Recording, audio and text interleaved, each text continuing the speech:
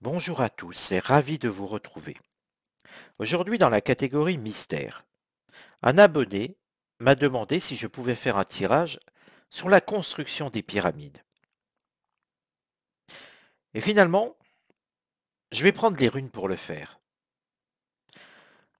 C'est un tirage particulier sur une construction de monuments, mais de voir un petit peu comment, dans quelles conditions, finalement les pyramides ont pu être construites, par quelle technique, et voir un petit peu tout ce qui apparaît autour de ça.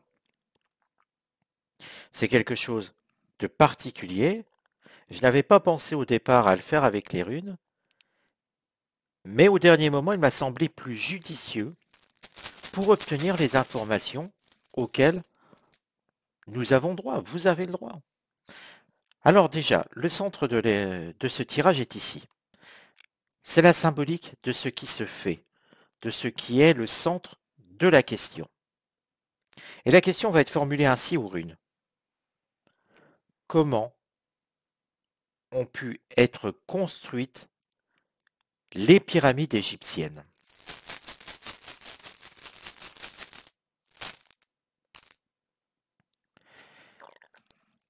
Alors regardons. Et vous voyez déjà qu'ici, on élimine, rien n'est lisible. Il y a peu de choses, semble-t-il, à dire. Très peu. Mais ce n'est pas pour autant que ce n'est pas intéressant. Car regardez, une fois éliminé, la question est vraiment centrale. Regardez bien, parce que finalement, on n'a pas l'idée de quelque chose qui évolue dans le temps. On a presque l'impression que, voilà, ça s'est produit à un moment, et qu'après, il n'y a plus rien. Alors me direz-vous, bien sûr, ça n'a pas commencé, enfin ça a commencé à une certaine époque, et puis ça s'est terminé, c'est vrai. C'est vrai que de nos jours, on ne construit plus de pyramides. Mais ce que je veux dire, c'est que sur l'ensemble des constructions, je m'attendais à avoir quelque chose un petit peu qui part dans tous les sens. Or, pas du tout. Là, on a quelque chose de très central. Comme si finalement, en tout cas moi, c'est ce qui ressort d'après la préparation du tirage, on a l'impression que voilà, on a dit comment il fallait faire et que ça a gardé la même technicité tout le temps. Comme si ça avait été mis en place à un instant T. Je continue de retirer les runes qui finalement ne sont pas interprétables. Je vais soulever délicatement ici. Regardez, il reste 4 runes. C'est la première fois depuis que je fais les tirages qu'il ne reste que 4 runes. Regardons ce que cela veut dire. Je vous laisse quelques instants pour les regarder, comme j'ai pris un petit peu l'habitude, hein, mais c'est vraiment la première fois que j'ai un tirage de la sorte. 4 runes sur l'ensemble. Je vous laisse encore observer un tout petit peu. Alors cette première rune, c'est Agalaz. Je vous laisse la regarder. Agalaz. Si vous souhaitez déjà, pour vous, pour votre culture générale, regardez sous la vidéo. Dans la description, vous trouverez des PDF qui sont à télécharger gratuitement sur, en l'occurrence, comment tirer les runes et surtout leur interprétation. Et regardez comment s'interprète cette rune Agalaz. Parce que c'est vraiment intéressant. Je vous cite un passage. Agalas commence le deuxième Aet, qui est gouverné par Heimdall, le gardien des dieux. Heimdall, c'est aussi le gardien du Bifrost qui relie les mondes inférieurs à Asgard. Agalas est aussi la 9e rune.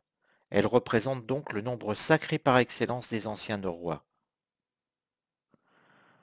Agalaz signifie littéralement grelon. Le grelon tombe du ciel, rappelez-vous bien ça. Le grelon est de l'eau transformée sous forme solide et qui peut être détruite et qui peut détruire des cultures ou des habitations. Mais une fois que les grelons ont détruit, ils se transforment en eau, qui peut alors devenir bénéfique et non plus nuisible. Dans un sens plus global, Agalas représente aussi toutes les formes gelées de l'eau qui tombent du ciel, neige inclus. Fort de cette symbolique, je ne vous ai pas lu ce passage par hasard. Avec Agalas, on a l'impression que quelque chose est tombé du ciel. Regardez bien la soudaineté de ces trois runes. Hein, rappelez-vous au-dessus de cette petite maison que je mets toujours pour symboliser la question. Nous verrons après le rôle de Isa qui est là-bas. Avec Agalas, on a l'impression, et ces trois runes, que donc, poum, c'est tombé comme ça. Et que c'est tombé finalement comme un grelon. Quelque chose du ciel est tombé, et qui a détruit au départ, qui n'était pas forcément amical. Mais après avoir détruit, il est resté quelque chose qui a pu servir. Est-ce une civilisation ou simplement un savoir antique qui est tombé du ciel?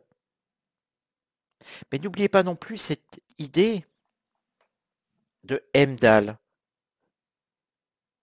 On a l'idée de quelque chose d'un monde supérieur qui est venu visiter un monde inférieur. On pourrait tout de suite imaginer, avec un tirage pareil, que finalement une civilisation évoluée, d'extraterrestres, soyons clairs, est venue sur Terre, est venue dans cette région d'Égypte, avec fort de sa culture, mais qui au départ avait des intentions hostiles et qui a pu détruire des choses, mais qui n'a pas pu rester, pas pu s'acclimater, comme ce grelon qui est fait de glace et qui se transforme, parce que c'est sa nature, en eau, qui se liquéfie et qui donc se disperse et s'oublie. C'est un petit peu le sens d'Agalaz, qui semble nous montrer tout de suite une intervention d'une civilisation d'un autre monde, venant à des fins hostiles, ne pouvant rester sur Terre, mais qui transporte avec elle toute une science. Alors il faut savoir si cette science a été volée par les Égyptiens, trouvée, récupérée, ou qu'elle aura été transmise d'une certaine façon. Et c'est peut-être la réponse que nous allons trouver dans ces deux runes suivantes. Car finalement, n'oubliez jamais qu'Agalaz symbolise les crises de restructuration qui guident notre vie et pendant lesquelles l'essentiel apparaît. Avec Agalaz, j'ai le sentiment très fort que quelque chose a modifié le cours de l'Égypte ancienne, l'a modifié au point de lui faire voir les choses d'une autre façon. Nous avons ici Nodise. Alors cette rune, c'est une rune de résistance, de friction, mais de résistance dans tous les sens du terme. De friction aussi dans tous les sens du terme. Elle peut amener à un blocage complet d'une situation. Mais Nodise, c'est aussi le feu. C'est aussi le besoin. Un feu statique. C'est une rune extrêmement puissante. Avec Nodise, et par rapport à cette rune qui est ici, qui était à Galas, Nodise semble nous dire que finalement, par rapport à la question que j'ai posée, hein, comment, comment ont été créées, comment ont été construites les pyramides, on a l'impression que quelque chose, puisque Nodise c'est une idée de sacrifice, qu'on n'a pas hésité à sacrifier des vies pour construire ces pyramides, mais que le savoir n'était pas terrestre,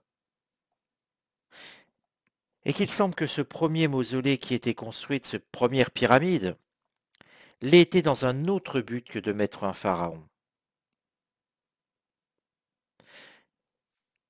c'est une puissance qui a été emprisonnée dedans, une puissance qui a été enterrée. Comme je vous l'ai dit, ici nous avons quelque chose qui est venu du ciel comme un grelon, mais qui a disparu. Et que pour disparaître, ce groupe d'individus qui est venu a perdu leur puissance de feu. Mais quand je dis leur puissance de feu, c'est leur chef, je pourrais le dire comme ça, qui était doté d'un immense pouvoir.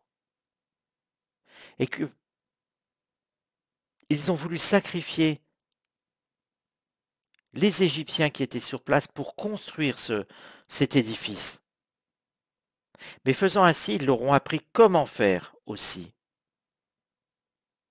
Parce que eux n'étaient pas assez nombreux pour le faire, parce que finalement ne voulaient pas ou ne pouvaient pas le faire.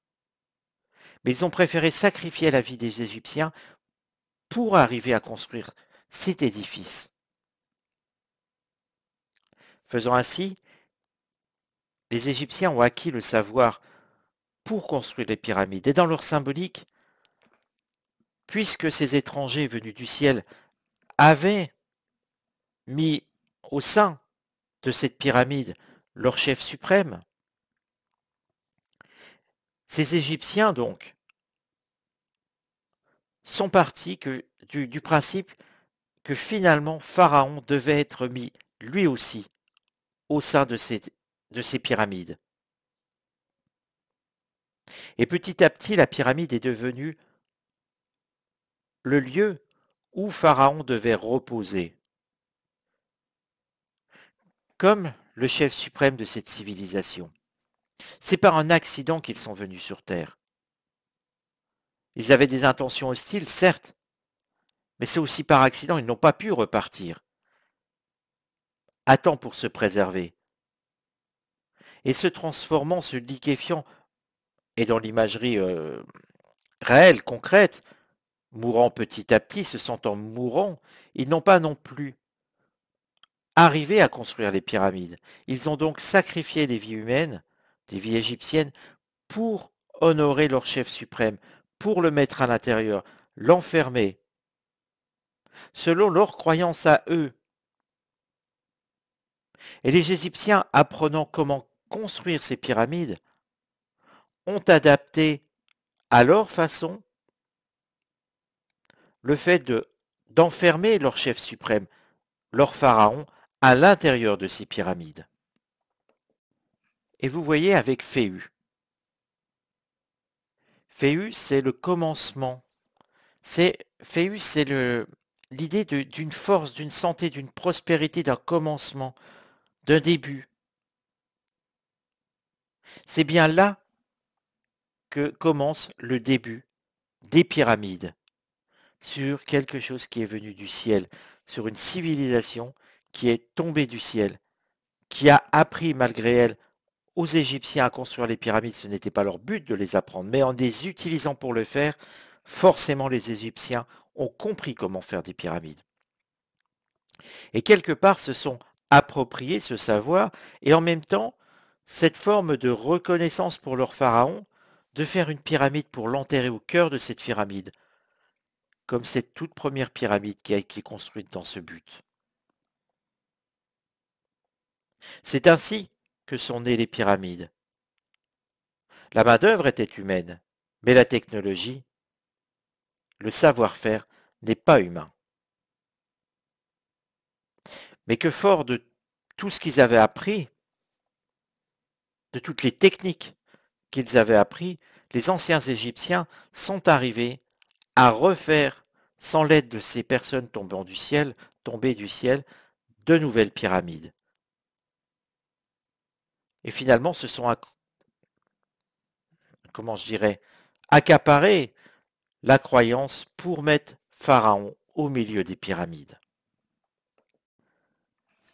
Et nous avons ici Isa. Alors, juste une petite chose, Agalaz et Isa symbolisent aussi la glace. C'est important parce qu'il me semble que finalement, ici, Isa symbolise aussi le point de départ de cette civilisation qui est venue envahir l'Égypte. enfin envahir est un bien grand mot, qui est venu tomber sur l'Égypte. Un monde de glace, un monde où il fait froid, un monde qui connaissait une glaciation. Il faut y voir quelque chose où finalement, si ces personnes, enfin si ce groupe euh, est tombé ici, en Égypte, quelque part, ils cherchaient, ils étaient aussi des explorateurs hostiles, certes, cherchant visiblement à conquérir une planète, mais étaient aussi en provenance d'un monde qui se mourait, un monde qui se laissait envahir par la glace.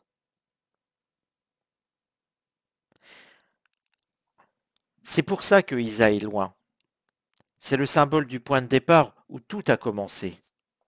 Et où finalement, ils sont tombés comme des grelons sur la terre. C'est ce qui a permis la construction des antiques pyramides. C'est ce point de départ. Mais eux ont disparu assez vite finalement, ils ne sont pas restés vivants sur Terre. Ils y sont morts, mais leur savoir a perduré. Alors voilà, bah, j'espère que ce tirage vous aura intéressé, en tout cas euh, sur ce façonnage des pyramides, sur ce début de civilisation à propos des pyramides. Le savoir ne venait pas de terre. La main-d'œuvre, oui. Donc quand les savants disent qu'effectivement tout ceci a été construit par les Égyptiens, c'est vrai, mais la technicité, la façon de faire, de pouvoir prendre des pierres, de les emmener, de les façonner, de les mettre, et de tout faire pour que finalement tout tienne ensemble, ça, c'était l'œuvre d'une autre civilisation qui a amené ce modèle. Et après, simplement, les Égyptiens l'ont légèrement modifié au fil du temps. Voilà, donc j'espère que ce tirage vous aura intéressé. N'hésitez pas à le partager, n'hésitez pas non plus à faire connaître la chaîne. Je vous donne rendez-vous à très bientôt pour une nouvelle étude d'un cas mystère. À bientôt les amis.